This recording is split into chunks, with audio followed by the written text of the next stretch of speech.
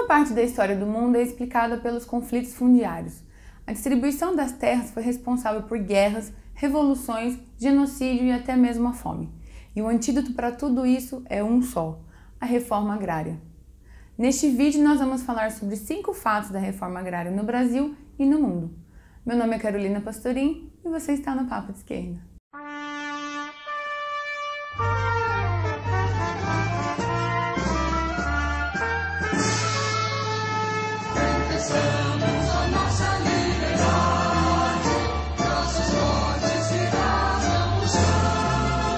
Por mais de esquerda que possa parecer para alguns, a reforma agrária, na verdade, é um instrumento que potencializa o desenvolvimento do capitalismo.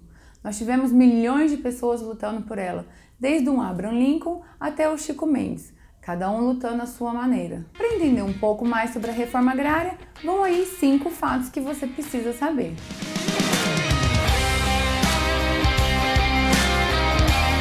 Desde a Grécia Antiga, a questão fundiária já estava em jogo.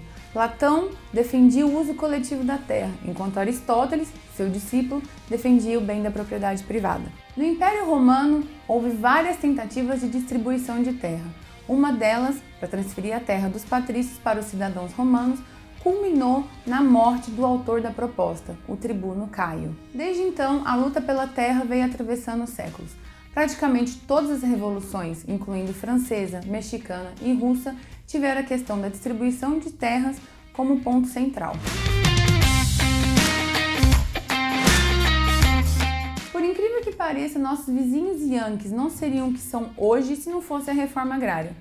O maior símbolo do capitalismo imperialista só se desenvolveu graças à distribuição de terras que foi levada adiante pelo governo. Em 1862, o famoso presidente Abraham Lincoln assinou a Lei Homestead Act, que aqui no Brasil é conhecido como Lei do Povoamento ou Lei da Fazenda Rural. Essa lei possibilitou que a camada mais pobre da população recebesse do Estado partes de terra. Essa lei facilitou e regularizou o acesso das camadas mais pobres às terras estatais, criando assim uma classe de pequenos proprietários, que se tornariam a base forte do capitalismo estadunidense.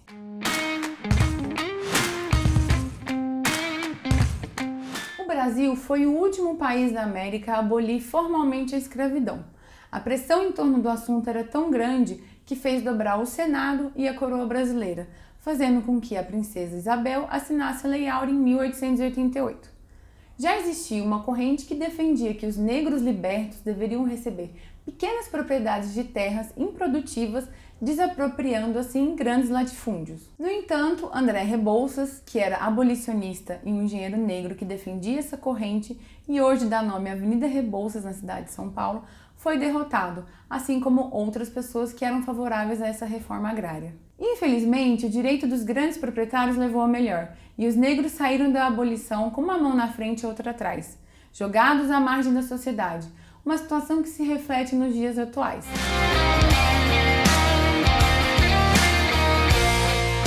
Em 64, quando os militares derrubaram o presidente João Goulart através de um golpe encomendado pelos Estados Unidos, já havia uma ampla mobilização popular em prol da reforma agrária.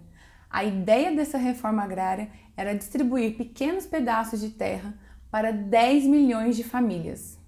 Além dessa reforma, João Goulart já tinha engatilhado uma medida que proibia terras improdutivas. Se a elite do nosso país não tivesse arquitetado o golpe de 64 e a reforma agrária tivesse dado certo, hoje o Brasil poderia ser muito mais diferente. Segundo o relatório Terra, Poder e Desigualdade na América Latina, menos de 1% dos proprietários de terras detêm mais de 45% das áreas rurais no país. Este dado é alarmante e representa a imensa concentração de terra que tem no nosso Brasil.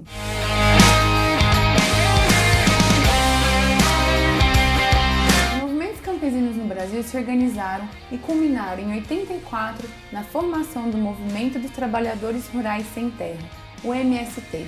Inicialmente, o MST defendia que a ocupação era a única solução para a questão agrária no país.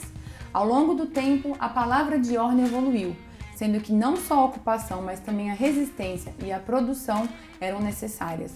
Tornou-se então a reforma agrária uma luta de todos, sendo que ajuda tanto no campo quanto nas questões urbanas. O MST defende um Brasil sem latifúndios, Sendo assim, a reforma agrária é um instrumento de justiça social e soberania popular.